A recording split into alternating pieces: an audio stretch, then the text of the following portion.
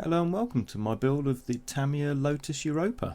After removing the mould lines off the outside of the car, it's a simple process of just gluing all the parts together. Tamiya is known for their simplicity in building their models, so I believe if a blind person could have a good stab at this. I did however drill out the exhaust just to give it a little bit more realism. The only area I had problems with is the dashboard, which I flooded with glue and just pressed together until it formed its correct shape. I did scribe out the middle of the car and place milliput inside to create weld lines to look like the car had been in a crash and been put back together again. I did also want the car to be in two parts, dirty and rusty on the underside and looking new on top. This was done by sponging rust colours all over the model and then spraying chipping fluid all over it, basing it in black and then using water to reactivate the chipping fluid to create random rust patches, and then sponging more rust colours all over the model to try and give it even more depth of colour and randomness. I wanted to look like the weld lines had been hidden in the car, so I used an old sock cut to size and some PVA glue to create some carpet. When priming the outside of the car, I used gloss for the areas that I wanted to be in bare metal and just black for the rest of the car. Now when airbrushing metallics, it's very important to use your little tool to scrape out any metallic flakes that are left inside the airbrush, as they block the nozzle very easily. I did strip the chrome parts with oven cleaner and then sprayed the metallics over the gloss black primer, and I find the results are far superior than the standard chrome parts, but the original parts will still produce a nice finish. I do like using oil paints to create wood and leather textures. For the door and the dashboard I used the light brown and then put a dark brown oil paint on top and blended with a stiff brush to get a wood grain texture, and then used white spirits to clean up the areas where the oil spilled over. And for the seats I used a dark brown paint and then used lighter browns to simulate areas that would be more worn and mixed with a soft brush to try and blend them in.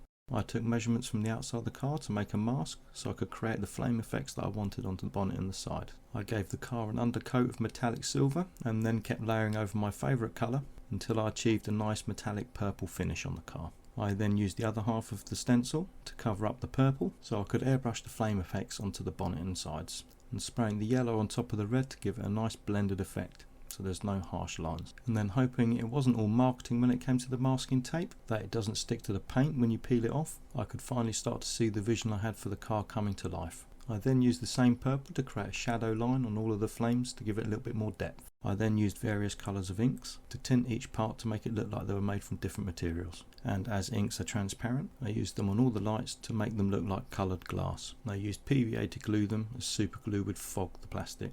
After connecting all the small parts to make larger sub-assemblies, I started on more detail work. I mainly used super glue on all the photo etch parts to give them a nice firm bond. Now, when it comes to the seat belts, a lot of patience is needed. These parts are very fiddly, very tiny and can easily break. I do recommend cutting them out on masking tape so they don't ping off everywhere, and when using tweezers, holding them very gently, because gripping them too hard will make the metal pieces ping off into the abyss of the carpet. As the seat belts are mainly stickers, they're just easily placed onto the seats. When it came to the engine, I just used small pieces of electrical wire, glued to larger pieces for the spark plugs, and then used various shapes, colours and transparencies to create other wires and tubes inside the engine bay. And of course my favourite inks were used to tint the colours of the engine block and components inside. As decals are always larger than what you need, I used micro set and micro sol to help fix and then to help dissolve the carrier film to help the decal conform to all the little bumps. There are also metallic stickers inside the box. All you need to do is place them in the right area and then smush them down with something hard like a cocktail stick, and when you peel the film off they leave a very convincing effect that you get on all cars with their logos. After painting all the metallic areas on the car like window trim and aerial, I used a metallic sharpie to run round the edge of all the windows. This reflects into the plastic and does give it a more glass-like look.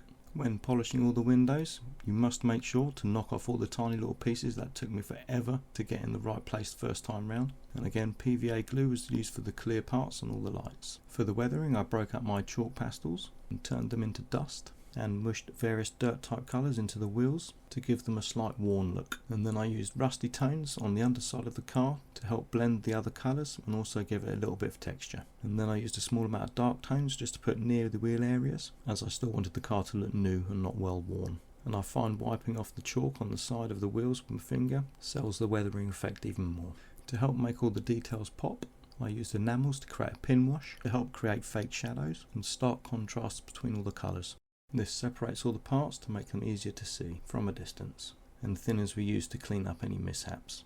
Now the story I created for the car is that it was an old cut and shut and sold to someone that didn't know better, and then getting inspiration from an old show called Pimp My Ride, that individual would spend all their time and money on the outside of the car and the engine and completely ignored the underside of the car.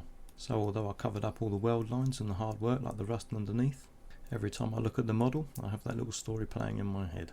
I personally don't have any interest in cars and the like, so this approach has actually made the model far more interesting for me, and is now no longer just a car on my shelf. Now this is a redo of one of my first videos on YouTube, and I really hate that video, but I wanted the model to have its time in the light and give it the justice that I hope it deserves. And if you're still watching and haven't fallen asleep like my wife would watching this, thanks for watching, and I hope you enjoyed. And most of all, have fun.